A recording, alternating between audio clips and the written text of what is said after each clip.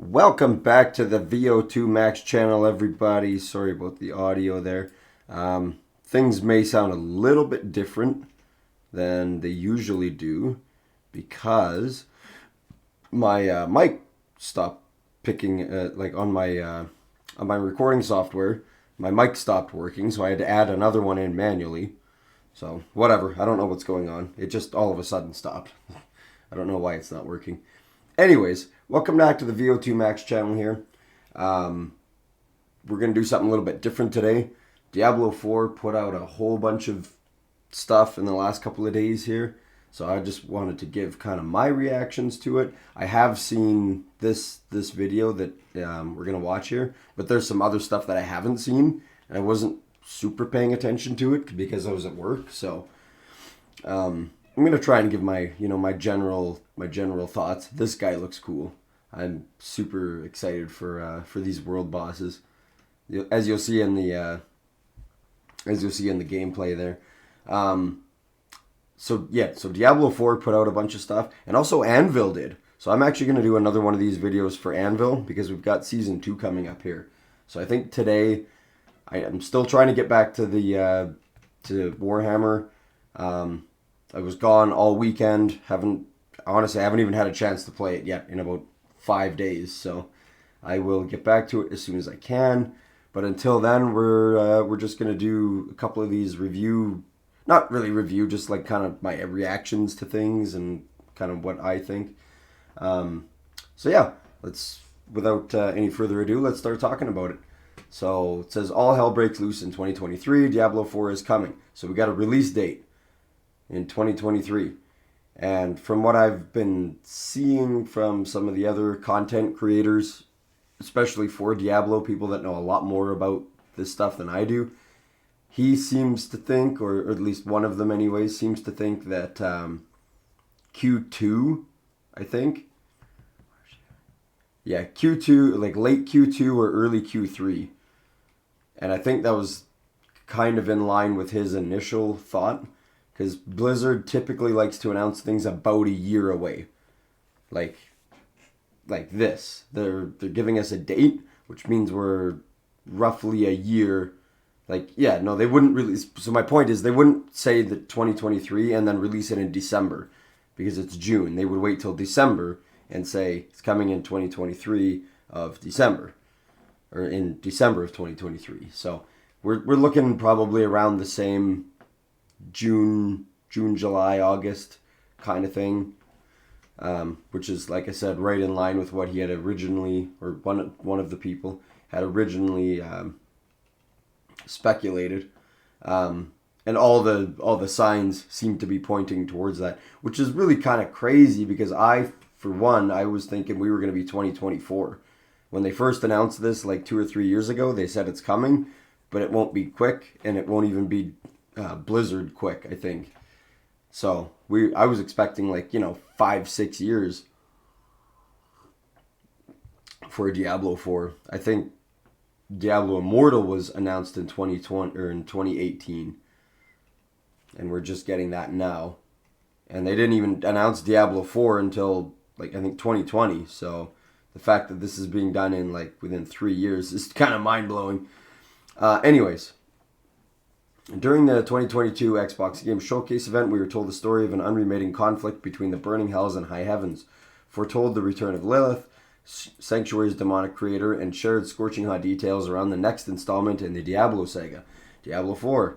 Before we read further, we're excited to announce that Diablo 4 will launch in 2023 on PC, Xbox One X and S, Series X and S, PlayStation 4 and 5, and will host cross-play and cross-progression for all platforms. That's cool.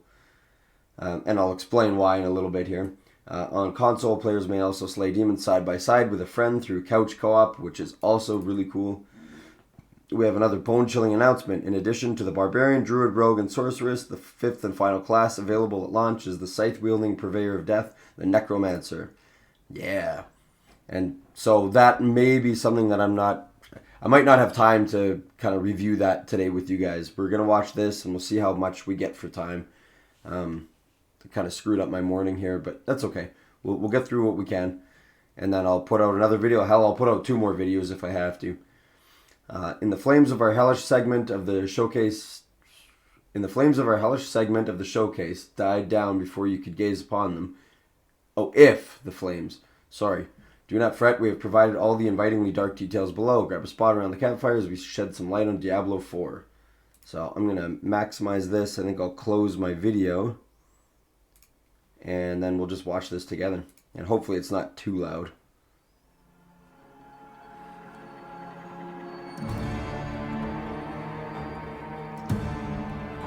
Diablo 4 is the next generation of action RPG, melding monster slaying and loot collecting with a fully realized spin to win, Barb. world.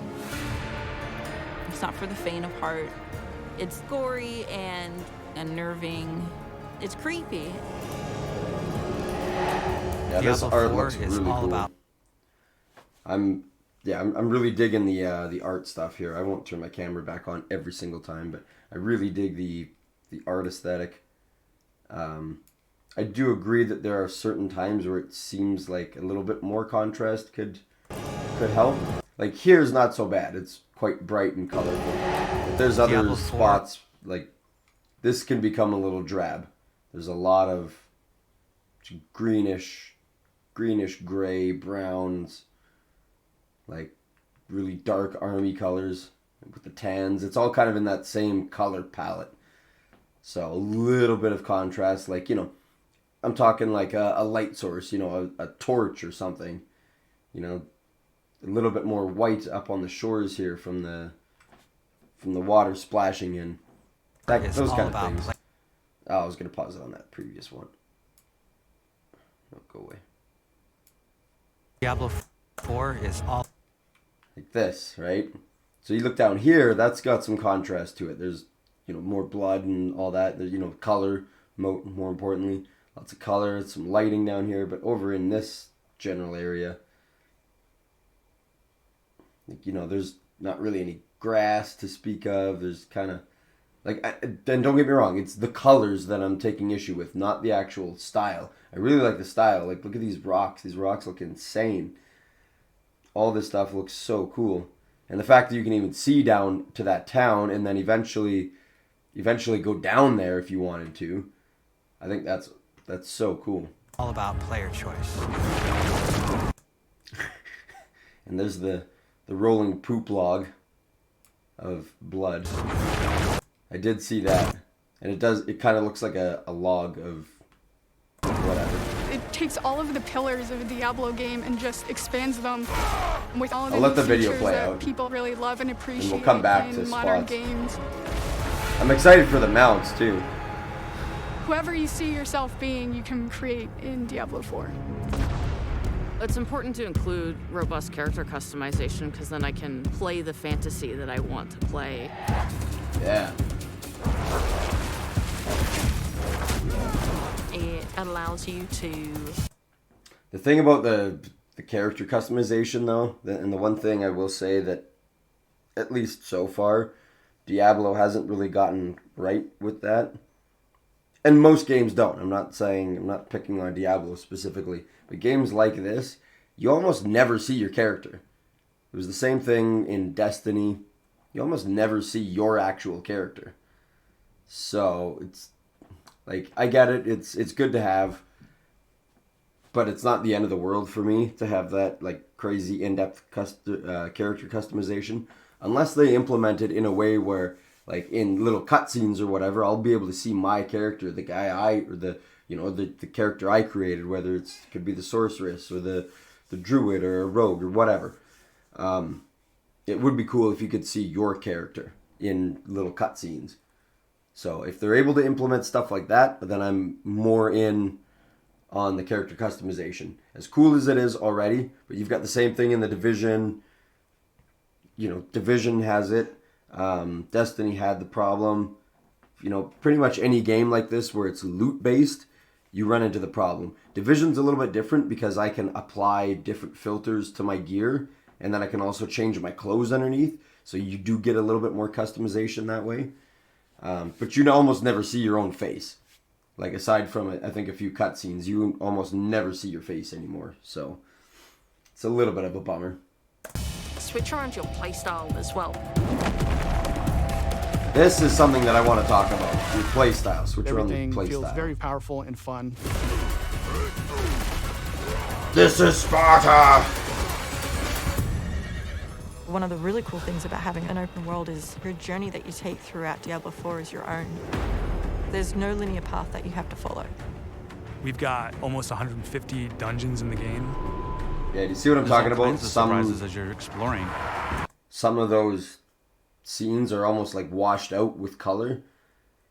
Like this one, there's just so much fog and there's not really a lot of contrast.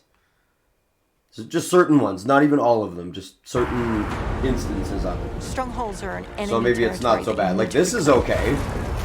Because I can see the greens You and might the have a reds space pop that up. begins as a hostile area. Like it's not crazy like After you've cleared Diablo. it out, It's not crazy like Diablo 3 where there's just like colors everywhere. That's not what I'm saying. Like this isn't too bad. There's lots of darks here, but then there's some lighter foliage kicking around.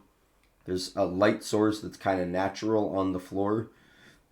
Like I can tell the floor is kind of dark, like what would be over here, except for the fact that there's a light source coming from above. That's what I'm talking about. This is nice. It's dark still gritty, but I can actually kind of make out what's going on. Little bit of fog over in here, but that's okay. I can forgive that because it's obviously closer to the edge of whatever is here. This is a wall, so there wouldn't be as much fog over here as there would over here. So that makes sense. So I can forgive that little bit. it Yeah, like look at that, and then this other light shines in. That's even more contrast. becomes a friendly. It's not purple fireballs and blue lightning beams and red things everywhere. It's not that kind of contrast. I'm talking like this scene is good right here. This is cool because there's a couple of light sources. There's some rain, which is providing a little bit of contrast as well. Not too many colors, but there's enough difference in everything that you can see it reasonably well. So what I was gonna say about the art, what I'm just talking about here, I won't dwell on it too long. But I'm hoping that it's only in very certain spots, and the rest of the game looks really good like this. Like I have no problem with anything going on here. It's easy enough for me to tell what's happening. And like I said, in that last scene, it was obviously a dungeon or whatever. That's easy to see. So I'm hoping that any of those scenes that are kind of washed out, that's intentional more than anything. Town. Sometimes it's a new town, sometimes it's a new dungeon. There's a whole bunch of rewards that you get. And you have a real impact on the world as a result. No, you can't leave us here. They might come back any moment. Local events are really cool little story I'll turn segments that on that for you happen guys. within the open world. You'll just be running through the world, and then a local event will pop up, and you can Oh, that's a cool choose to looking participate in it, or get a group together and just wail on these like giant world bosses. Yeah, this guy is awesome. He's just got this giant chest. These are events that He's take a lot of throwing it people, around. and you really have to work together. Being able to see Oh, all man. the players on your screen, collaborating, trying to take this big monster down, it's epic. That's gonna be a really fun thing to do. It's so easy I hope to that- create a community. It makes Diablo more of a social experience. I You've hope got that fully enabled crossplay. If I'll you stop have talking. an Xbox and We your can buddy come back has a to it. PC, you're going to be able to group up. Or you could play couch co-op. Two people on a couch can sit there and have a great experience. We've created specific zones where players can engage in PvP. If you go there, you can start swinging away at people. But you're also opening yourself up to being swung at. yeah. If you're like really, really good, the game actually marks you as like a champion on the map. You basically become a loot pinata, and everyone wants to chase you down. I do wonder what that means. The last story mission is really the beginning of a whole different part of the journey. Now you're set up for the end game, and that end game is rich with things to do that allow you to get more and more powerful. Whether it's new items or new dungeons or new Paragon boards, every single time you come back to play Diablo IV, there's going to be new stuff for you to experience. and it's something that we're going to support for years to come. Games as a live service. I'm really excited for folks to get their hands on Diablo 4.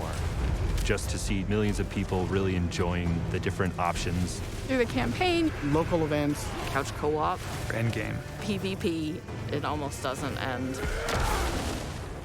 And we are so close.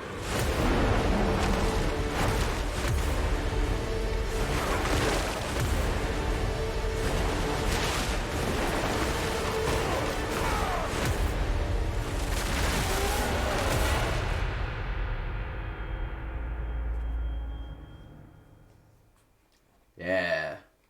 Super exciting. And we got the announcement that the Necro, like we discussed earlier, the Necromancer is going to be our 5th and final class at launch.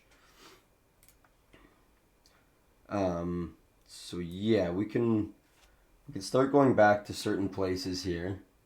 Change your playstyle is Yeah, okay, here we go. So this is exactly where I wanted to come back to. This is somewhat of a concern for me. I didn't like, so I liked Diablo 2's combat system. I thought Diablo 3's combat system was okay. I didn't think it was terrible, but I don't think it worked for Diablo 3. Let's just put it that way. I don't think it would have worked in a Diablo 2 game as well.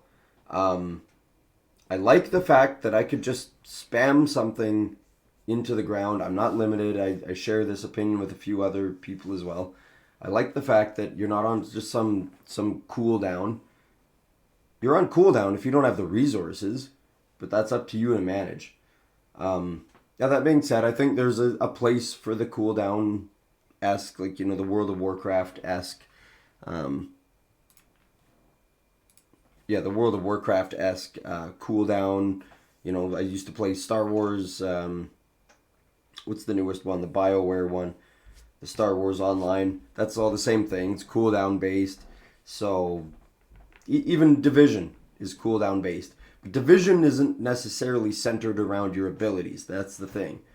It is centered around shooting guns at the enemies. That's kind of what it's centered around. So the skills being on cooldown doesn't bother me as much on that one because it's it's kind of a finite resource. Whereas Diablo, the skills are kind of integral to playing the game. Now that being said, Diablo 2, you could, unless you were really good with hotkeys, you really only had like 2 skills that you could actively use at any one point in time. And thankfully they've changed that. But where I wanted to go with this, it allows you to switch around your playstyle as well.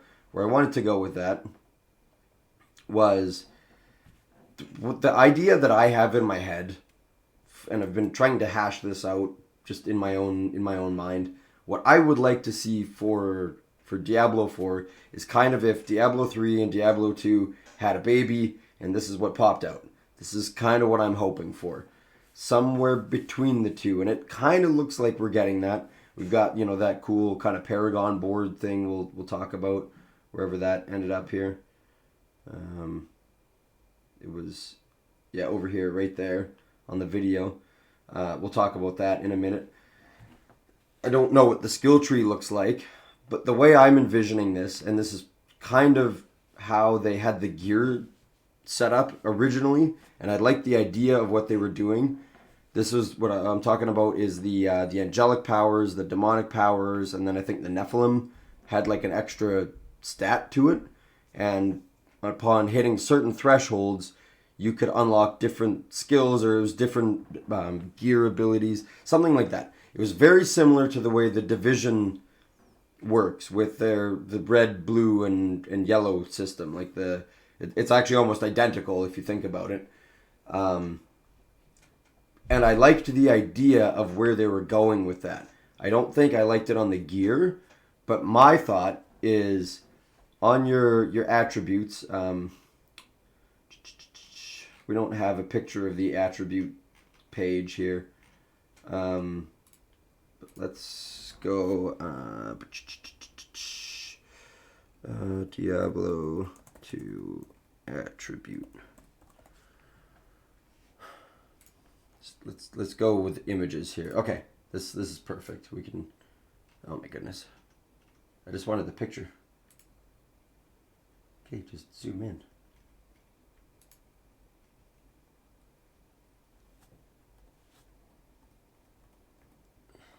There we go. For lack of anything better right this second. This is kind of what I'm talking about. So as you progress through the game, you're putting in, I'm going to put in a couple points to strength or dexterity, whatever, vitality and energy.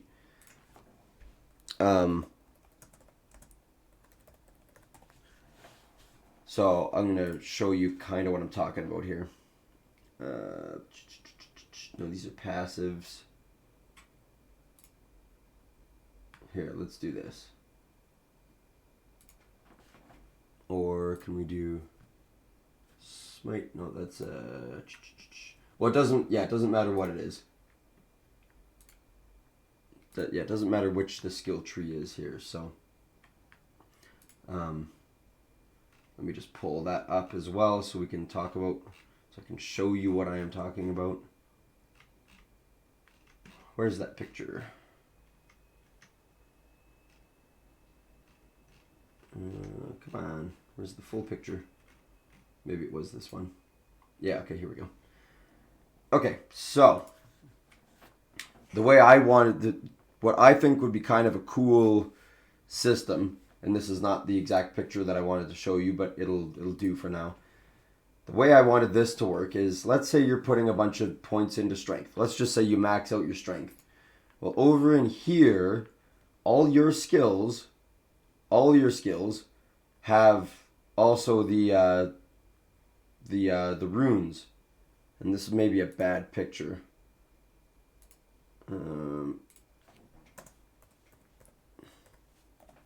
Skill runes. Let's open up. Okay, here we go. This might be better. This might be a better. Oh, takes us to the same place.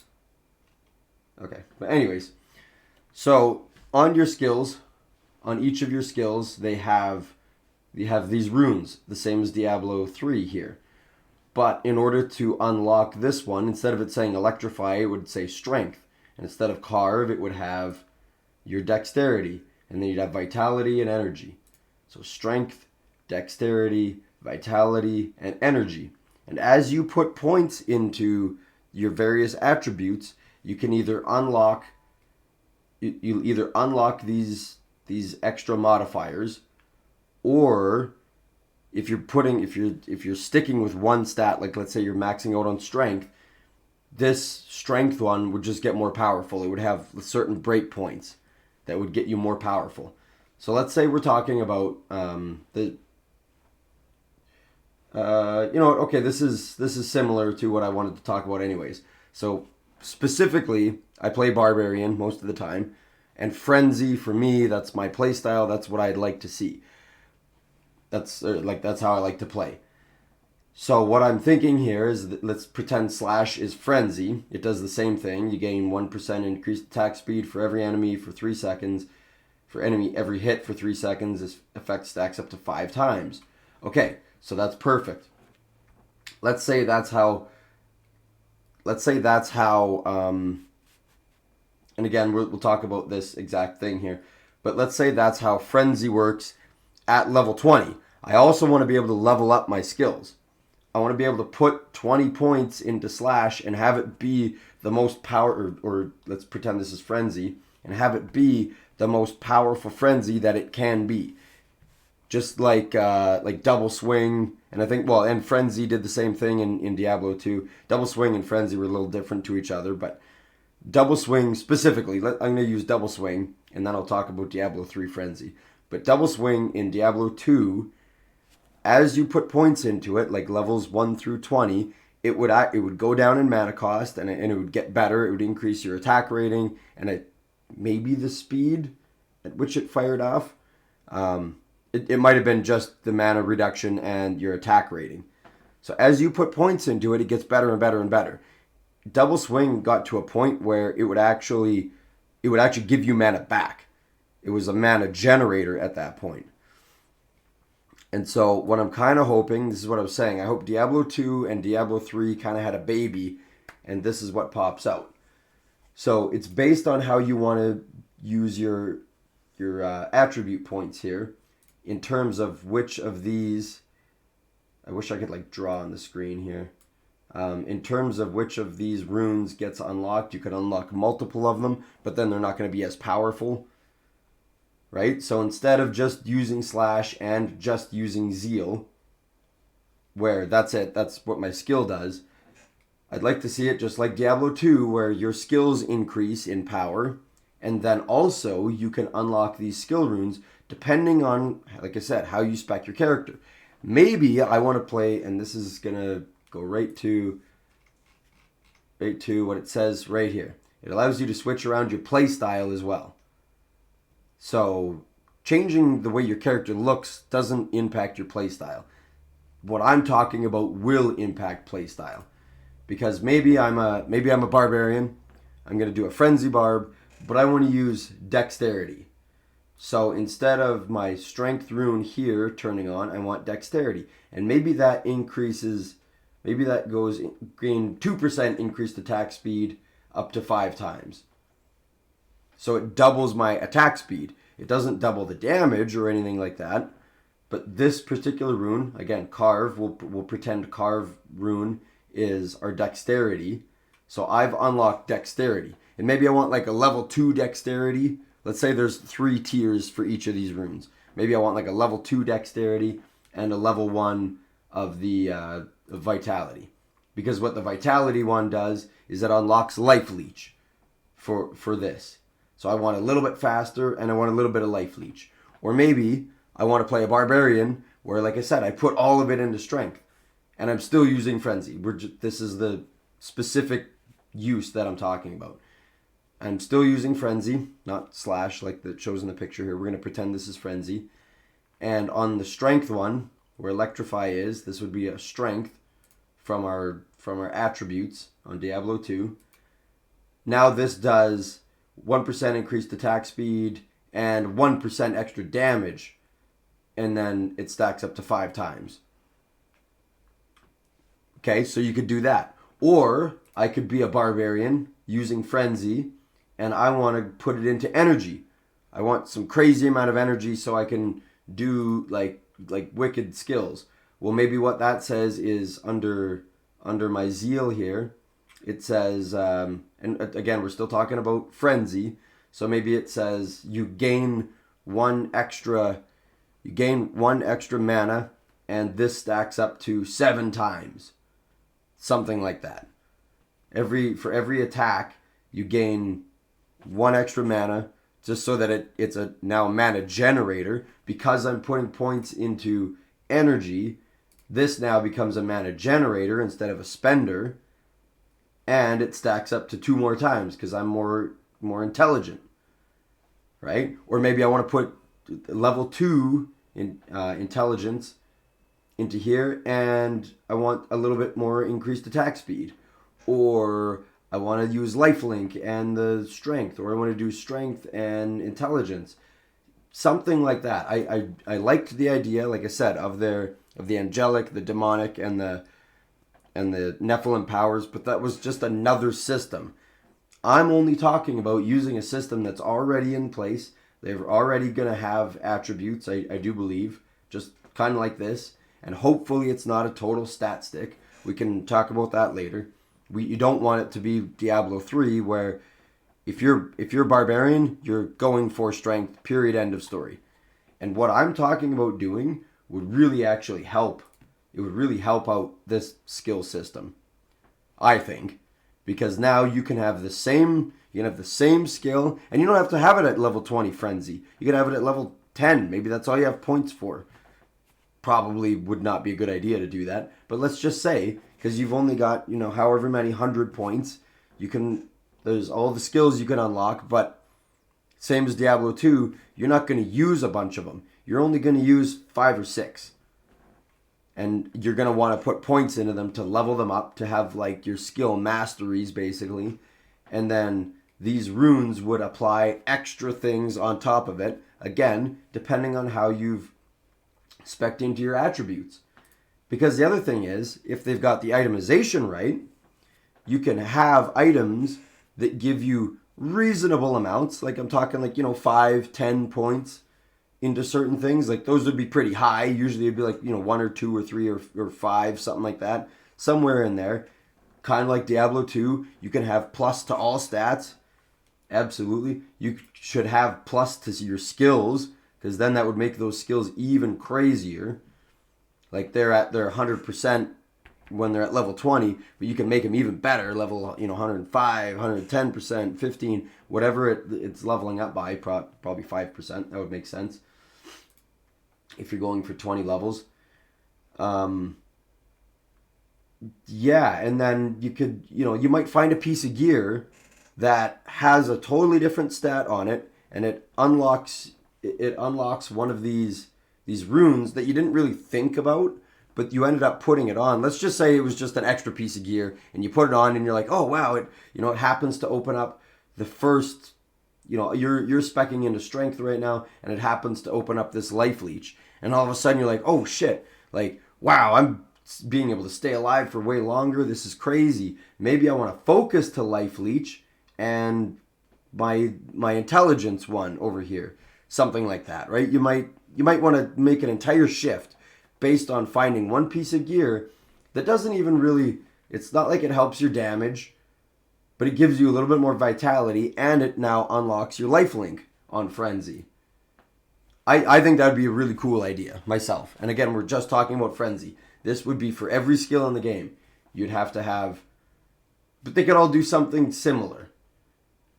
Right? I don't want to, I can't remember exactly what all these other ones did, but like Smite, your strength one would get more, more powerful. Your dexterity one might, branch off into 2 or 3 or whatever and like hit multiple enemies. This one here, again, could give you some kind of like life leech, or it could do life link for your smited enemies. So if you're using your dexterity and your vitality one, you could be like chaining out these things and it would like suck the life out of them. And then you've got your intelligence, and again, maybe smite becomes a generator. It generates an extra mana, or it only, it costs you 2 less or something. Like we can come up with some type of thing where each skill, you've got your wizard orb beam or whatever, that crazy beam that comes out of the orb. Same thing, it has more power, or it can shoot farther, or it steals life, or like, again, I'm just kind of spitballing. Or it could cost you life, but it increases in power as well, because you're putting points into. Now you can drain your life as well as your mana to like double team the beam kind of thing. You can pour your life energy into it.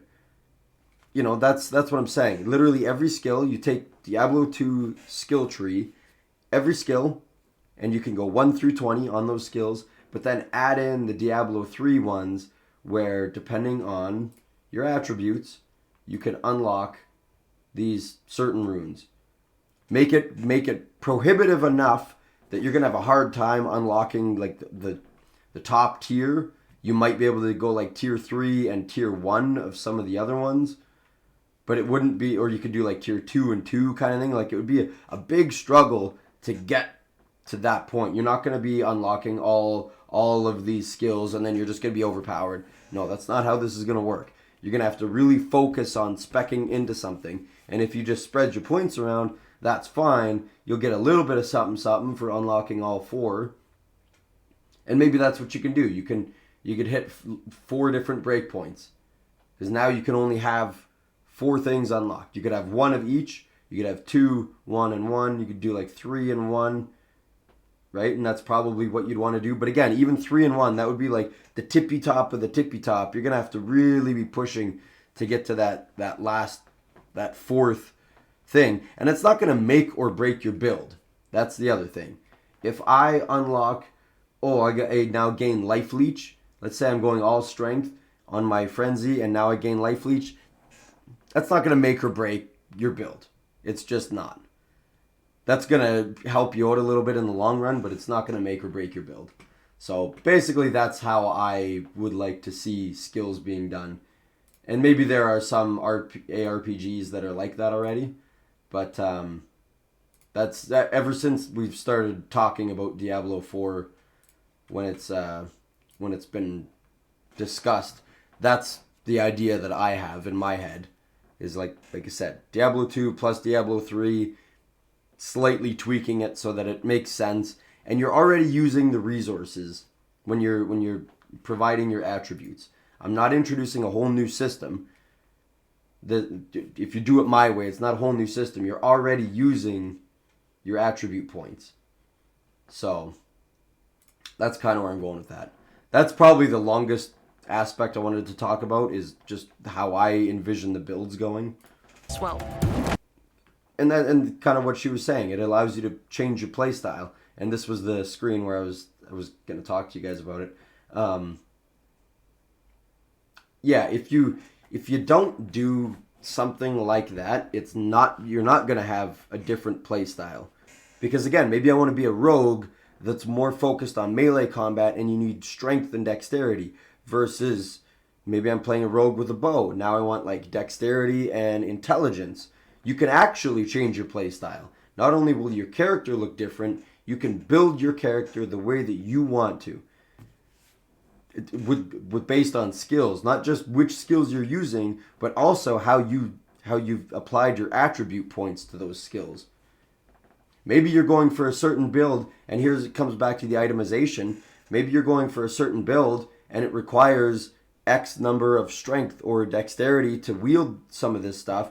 Well, you're already going to have that unlocked. It's going to be hard to pivot into something else unless you find some crazy good item. Let's say you're a bow rogue, and then you find some crazy sword or something that you want to use, or like a couple of daggers or something like that.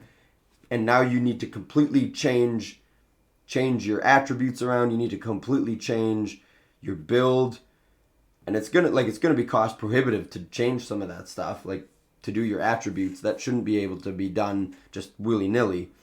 You should be able to do it, but it's gonna be cost prohibitive. Not like monetization. I mean like resources in the game prohibitive. Where was I going with that? The skills. Well, the point is, you could actually customize your character, and you could live out. You could do a character fantasy, because now you kind of are that character. You're really becoming them. You're picking all the different skills and where you're allocating your attributes that also modify your skills. So I think that'd be really cool. And again, it might be a thing where you end up getting pigeonholed into a certain build because you're like, oh, I want dexterity on the thing, or I want, whatever it is. But then all of a sudden you find some crazy thing, or maybe you find like a unique weapon, and you're like, oh my god, I could totally make this work, but with a different build. Now I need to like kind of find pieces for that build. Now I'm not going to be this bow rogue anymore. I'm going to do, like I said, the dual wielding daggers. Maybe you found a crown that says when you're dual wielding, you get 20% extra attack rating, or some shit like that. Whatever it is. And you're like, okay, you know what? This is so good. I can make an entire build centered around that. We can make this work. Like I think that would be kind of cool. Again, treat the gear system kind of like in the Division. The Division, I think, got a lot of things right. It's not perfect, but it's a cool skill. I love how it just freezes everything and feels obliterates very it. powerful and fun. That Sparta kick, that's awesome. This is Sparta. And fun. Just boot right in the face. Poof! And then jumps down. Smashing things. One of the really cool things about having an open world is your journey that you take throughout Diablo 4 is your own. There's no linear path that you have to follow. We've got almost 150 dungeons in the game. There's all kinds of surprises as you're exploring. I think the dungeons are... I'm not entirely sure how they're going to work, but I think what the idea is that they're going to be randomly generated within the context of where it's located. Like if you had a dungeon up in here in this kind of castle keep thing, obviously it's not going to be like out in the desert later on. You're going to have this very similar color palette. It's going to be a dank, dark dungeon full of creepy crawlers, all that kind of stuff. So I think that's kind of what they're going at, or what they're driving at. Strongholds are an enemy territory that you need to reclaim. This is a kind of a cool feature. You might have a space that begins as a hostile area, but after you've cleared it out, the evil in this place has been cleansed. It now becomes a friendly town. Yeah, so that's a kind of a cool idea. And again, we're talking that's like Assassin's Creed does that. The Division does that. There's a couple other games that do something similar. So I'm curious to see how it plays out in Diablo 4 here. I like the fact that it's not all just friendly settlements. You don't just go into some place and you unlock a town. It's kind of cool that you can unlock more dungeons this way. Maybe a dungeon you wouldn't have had you obviously wouldn't have had access to before. But I like that idea. And then maybe, a trader of some kind. So you can buy and sell some shit while you're there. But again, if you open up a dungeon, then obviously you can't. That's not how that is going to work. So I'm curious to see how they implement this. I like the idea. Sometimes it's a new town, sometimes it's a new dungeon. There's a whole bunch of rewards that you get. And you have a real impact on the world as a result. No, you can't leave us here! Yeah, so that's the other thing. She made a very good point. You have an impact on the world. You're seeing, these little red dots all over your map. They're slowly turning to green, and you're like, hey, I can go there. That's a safe place. I unlocked that. I'm helping, or at least you feel like you're helping, whether you actually are or not. I'm helping kind of clear up Sanctuary. It's actually one of my points of contention with the Division. It never feels like you're done. It's always things are getting retaken back over, and it's almost overwhelming. It is nice to have a sense of accomplishment. I'm okay with things being taken back over if it's done in a timely manner. But it's kind of a bummer to go back in every day and like all your shit's been taken back over again. And you're like, oh, I worked so long to clear this out. Where's my, it's like, what was the guy, Sisyphus, who has to push the boulder up the hill? That's kind of what it feels like. So I'm hoping that even if they do have some kind of system where things take back over, the evil invades again, it's just done in a timely manner. Not like the next day. Give it like a week or something, right? Give it even a few days. One thing every couple of days. So the longer you stay away, the more things start getting taken over again. And then you got to go back in and clear them out. I'm okay with that, so long as it's done, like I said, in a reasonable amount of time. These public events, they're similar, it looks like, to what was in Diablo 3. I'm kind of expecting it to be like Diablo 3 / Destiny, where maybe extra challenges pop up or something. I mean, they kind of did something like that in Diablo 3. So it's not completely outside of their wheelhouse to do these public events again. The only difference now is that it's an open world and everybody can join, it seems like. They might come back any moment. Or maybe not. Maybe not anybody can join these. Because he called them local events. So maybe not anybody can join these unless you're doing your couch co-op. Maybe this is your specific instance. And it's only like the world bosses. There are really cool little story segments that happen within the open world. You'll just be running through the world, and then a local event will pop up, and you can choose to participate in it, or get a group together and just wail on these like giant world bosses. This is gonna be fun. I'm excited for this. These are events that take a lot of people, and you really have to work together. This is gonna be a really cool feature if they're able to implement it right. I heard some kind of concerning news regarding it, that you were only going to have three world bosses. I hope that is a misquote or a mistake. What I'm hoping for is 3 boss spawns per area, and like a huge pool of bosses that could spawn. Like 30 different bosses could spawn.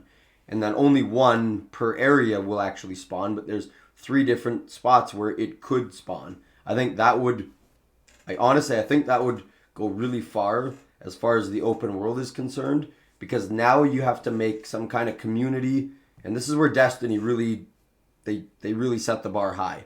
They had like their Destiny thing, their app or whatever, where you could check on events. You were seeing when the Fallen were gonna invade whatever, or when the zombie guys were gonna have a public event over here or whatever. Like they didn't have kind of world boss. Well, they kind of did have world bosses. You had to take down the high value target, so that's kind of similar. But the point is, they had an extra app that got the community involved to try and figure out when these things are gonna land. And like, hey, there's times where you're checking the app and you're like, ah, man, I can't make it over to the clear across the map over there, so I guess I'm just gonna miss out on this one. But maybe the next one that spawns in will be at a closer one, and then I can go do it. So that's what I'm saying about having kind of 3 different spawn points per area. Like if you're in Skosglen, there's 3 in Skosglen. If you're in the arid wastes, there's 3 in the arid wastes. And then only one of those will actually spawn a boss. And which boss it is, who knows. I hope there's more than 3. I hope there's like 30 different massive demons that you could spawn in. And it's just a matter of which one shows up. I think that would go a long way. But this is a cool idea. I'm really looking forward to doing this. All the players on your screen, collaborating, trying to take this big monster down. Yeah. It's epic. It is epic. He's absolutely right about that. It's so easy to create a community. It makes Diablo more of a social experience. Yeah, that's the part I'm looking We've got forward to. fully enabled crossplay. If you have an Xbox and your buddy has a PC, you're going to be able to group up. Or you could play couch co-op. 2 people on a couch can sit there and have a great experience. Couch co-op is going to be awesome. We've created specific zones where players can engage in PvP. This is going to be fun. So this is, at least the way I'm reading it, it's going to be similar to the Division in like the dark zones. I know World of Warcraft has its own similar thing. I guess most MMO games, even though this isn't an MMO, but it's got some MMO elements. But like so Division specifically, because it is an instanced game where like my game is my game, but if I go into the dark zone, there are other people, running around. So it is, and then if I group up in a mission, then there are other people. But I'm kind of hoping that's what this turns into, and it seems like it's going to be. I'm hoping you go there, you can start swinging away at people. I'm hoping that if they can get balance. You're also opening yourself up to being swung at. Oh yeah, here's another thing I want to talk about. If you're like really, really good, the game actually. So what does this mean? If you're really, really good, the game marks you as a champion. Does that mean against other players, or does that mean like against just enemy AI? Because there's gonna be just regular PvE monsters in here as well. It's not all PvP.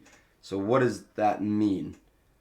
Like if I'm in there for 5 minutes just killing monsters, I'm not even attacking people, I'm gonna get marked as a champion and everybody's gonna come fight me? Don't know if I like that. However, if you're in there and you're fighting other people and you're killing other people and they're attacking you and you're surviving and you're actually killing other players, that I'm okay with. I'm okay with that. Because now it promotes, like, yeah, this player is really good. And I'm hoping that that's what they're talking about here. Not just if you're good at the game and you're just killing shit. That's not what I want to see. So I'm hoping that it's the latter, where you're killing other players and then the game marks you. Actually marks you as like a champion on the map. You basically become a loot pinata and everyone wants to chase you down.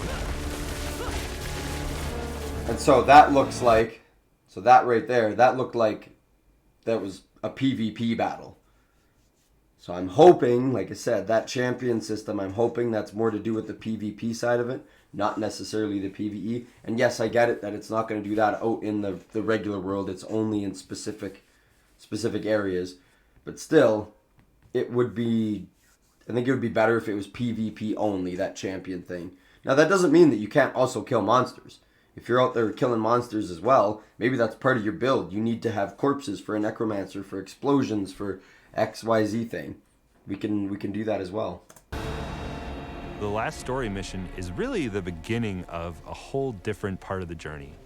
Now you're set up for the end game, and that end game is rich with things to do that allow you to get more and more powerful. This is looking a little Diablo 3-ish here. So we'll have to see how that comes along. This whole scene looked a little... Whether it's new items It's or not new too bad. dungeons or... This I'm curious about, what this whole system is all about. Obviously, these are placeholders, and it may not look like this when we get the final game. But this is an interesting system. I'm curious to see where they go with it. I'm not entirely sure where they're gonna go.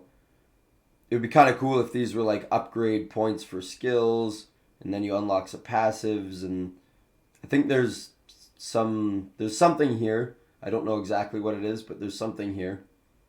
So we'll have to see how it gets implemented. Again, these are all placeholders. Every one of them's got the same icon for the most part. So whatever all those means, there's only a couple that are a little bit different, but even that one and that one are the same. So these are obviously placeholders. New Paragon boards. Every single time you come back to play Diablo 4, there's going to be new stuff. So if you see the whirlwind here versus the whirlwind in the beginning of the video, this is so much faster.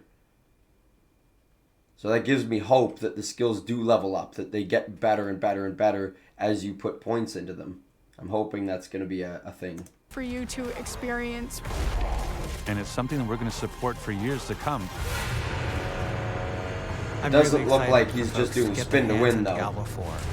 Just means to see cooldowns. millions of people really enjoying the different options. Through the campaign. Local events. Couch co-op. Endgame. PvP. It almost doesn't end. And we are so close. I'm super excited about that druid and the werebear. Just smashing things. Yeah. Okay, so there's the video. Finally, we got through the whole thing. I think I'll probably stop here. I might have to make another video afterwards. I can't believe we're already like almost an hour into this. I gotta get this uploaded. There's still so much I wanted to talk about. I could probably do another hour. My biggest takeaways, the things I am most excited for are the itemization. And when I say excited, I mean like curious to see how they're implemented. Because if it's done right, it can be really, really good. And if it's done poorly, it's going to be really, really bad. I'm hoping that Diablo 2 and Diablo 3 had a baby. This is what popped out. And from what I'm seeing, it kind of looks like that. But I really would like some type of system, and I think this could probably be implemented later. If that's something that is not in at the base game, I think that could be added later. Like, obviously, the attributes will be in there, but I think the system that I'm talking about where it would unlock certain runes, I think that could also be implemented later. But between the skills and how those are all going to work and the itemization, those are like the core pillars. Those are the core pillars of how this game is going to play. Because if your itemization's not right, you're not going to be able to live that power fantasy. You're not going to have fun builds. There's going to be things that are wrong. And if the skills aren't right, they're not going to be a lot of your power comes from the skills as well. And if the skills aren't right, it's not going to feel as fun or as fluid as it otherwise might. So we'll have to wait and see. I'm sure we'll get another couple of updates. Like we still have. It's still another year, so we'll probably get another, this was the Q3 update, I think, so we'll get Q4 update, and then probably Q1 and 2, and Q1 will probably have our actual launch date, like in Q1 of 2023. Q2 will be like kind of a final thing, and maybe that'll be part of the beta test, and then Q3 will be basically when it launches, hopefully, so... That's kind of where we're looking at. Like I said, I didn't really realize that there was all this more to decide here. Social systems, endgame offerings. I could talk about that on the next video. I can kind of cruise through that because I gave most of my thoughts on all of those things in this video. We'll also talk about the Necromancer, because we also got the Necromancer announcement. So I'll do that video on the next video here. So I guess I'm gonna have to record another one when I get home. But this is kind of my initial thoughts and not necessarily reactions, because I have seen that before. But now I got to go back and focus on things and give you my full detail. This is something, this thing that I was talking about, this system, that's something that I've been mulling over in my head for quite a while. Essentially, ever since they had this system, like I said, about the angelic, demonic, or Nephilim powers. Ever since that, I was like, ooh, okay, I can get the wheels turning here. So, but anyways, I'm going to cut the video here. I got to get it uploaded and get to work and get my day started. I want to thank you guys for hanging out. If you like the video, hit that thumbs up button. Leave a comment. Tell me what you think about all this stuff. If I'm totally off the rails with some of my wacky ideas, or if I just talk too much about nothing, tell me that too. Whatever it is, if it's constructive criticism, I'm open for it. And I will try and get another video recorded when I get home basically talking about the Necromancer and all the other updates. And then I still got to do the Anvil update video, and I don't even know how long that's going to take. So I'll have to try and work a little faster, I think, and not talk so much about everything. So, but anyways, with that, I want to thank you guys for hanging out. Links for Patreon down in the description below, and I would really appreciate it if you guys were able to help out. You're under no obligation. Please don't if you can't. I'm more than happy just to provide free content for everybody. That's why I do this. But I do appreciate the help if you choose to do that. So thank you guys so much, and I will catch you next time. Peace, YouTube.